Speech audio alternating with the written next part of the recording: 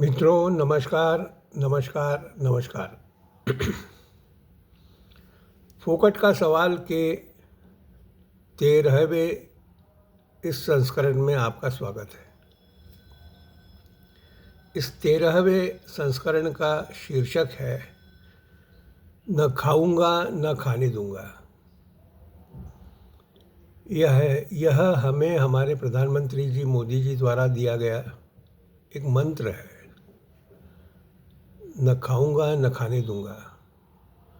और अभी तक माननीय मोदी जी ने अपने व्यवहार से यह हमें दिखाया है कि उन्होंने जब जो काम कहा वह बराबर हुआ, उन्होंने किया। परंतु इसकी जो लाइन का बचा हुआ हिस्सा है न खाने दूंगा, यह मुझे लगता है कि हमारे इंदौर के भगीरथपुरा प्रकरण में कहीं सच साबित नहीं होता है। इसलिए कि इंदौर में जो भी कुछ घटित हुआ वह इसी कारण से हुआ जो मेरा अंदाज़ है। मतलब मैं एकदम इसको बहुत कॉन्फिडेंटली नहीं कह सकता, परंतु हाँ, आप ऐसा मान सकते हैं। आप ऐसा इसलिए मान सकते हैं कि कल ही दैनिक भास्कर की जो खबर है, उन्होंने ये कहा हुआ है कि कम से कम 3 से 5 पार्षदों द्वारा इस बात की शिकायत की गई थी कि पेयजल जो है वह दूषित आ रहा है। पार्षद अपना काम बराबर कर रहे हैं, वह अपने और वरिष्ठों को सूचना दे रहे हैं, परंतु वरिष्ठ इसमें कोई कार्यवाही नहीं कर रहे हैं। और ये सिलसिला पिछले 2-2.5 सालों से चल रहा है।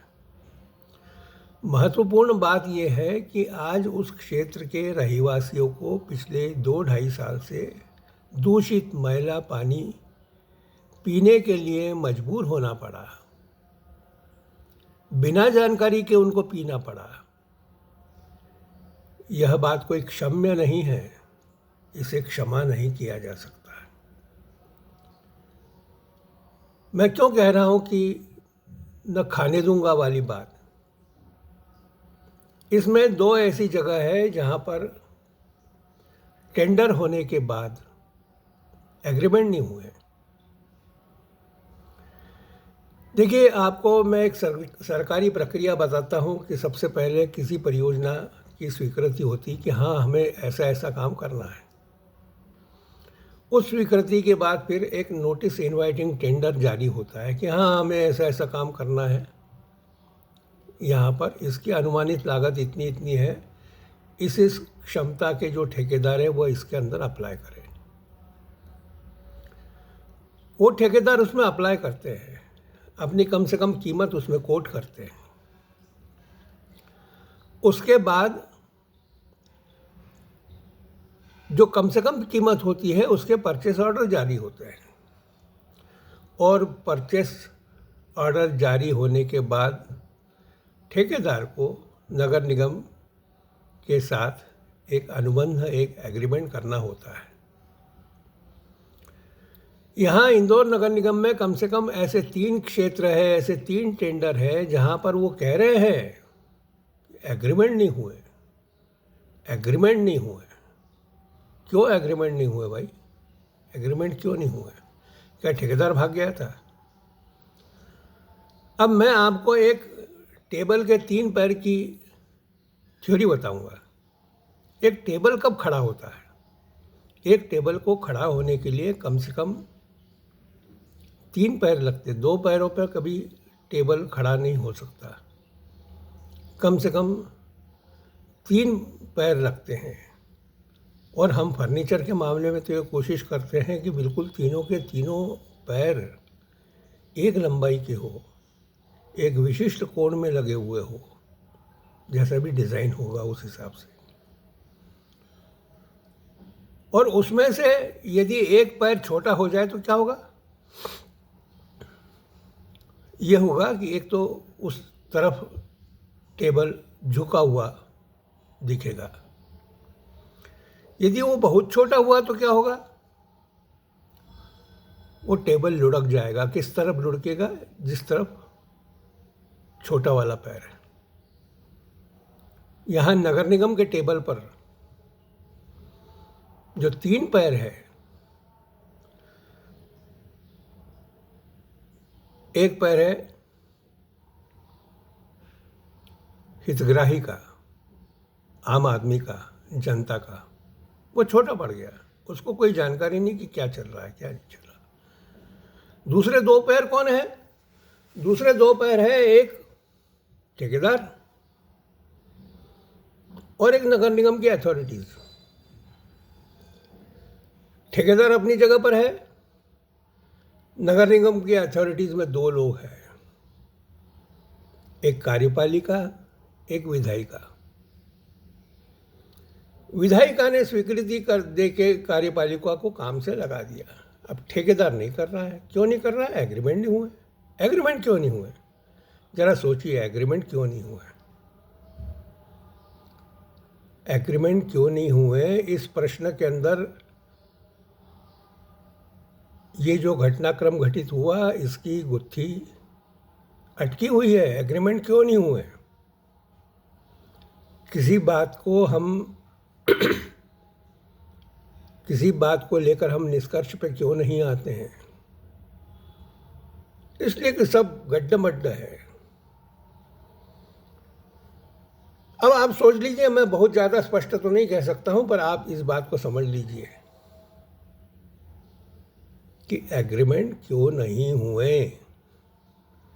इस एग्रीमेंट न होने पर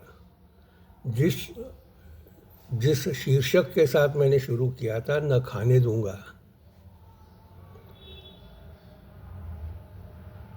वह एग्रीमेंट क्यों नहीं हुए, इस प्रश्न के जवाब में सब बातें आ जाती। उस बात में सब बातें आ जाती। मेरा माननीय मोदी जी से निवेदन है कि इस बात की जानकारी ले कि एग्रीमेंट क्यों नहीं हुए, अनुबंध क्यों नहीं हुए। अब इस बात को लेके डैमेज कंट्रोल भी शुरू हो चुका है। अब ये प्रसारित किया जाता है कि संबंधित अधिकारी 4 दिन से नहीं सोए।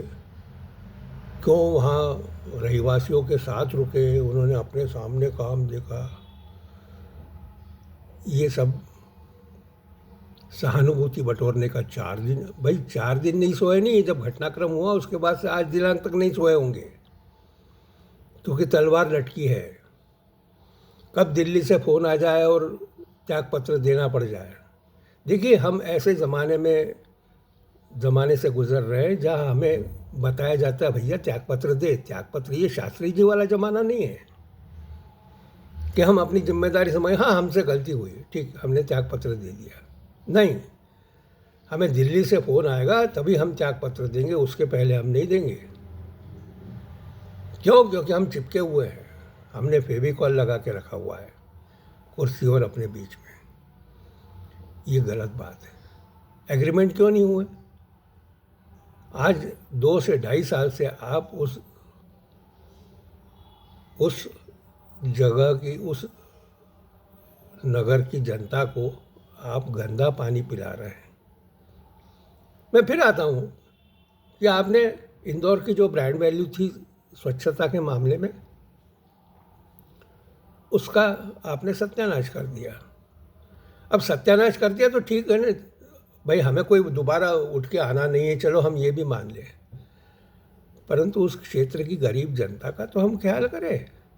4 दिन पहले तो 17 हो चुके थे, कुछ आईसीयू में अभी भी है, आईसीयू में भी सीरियस है।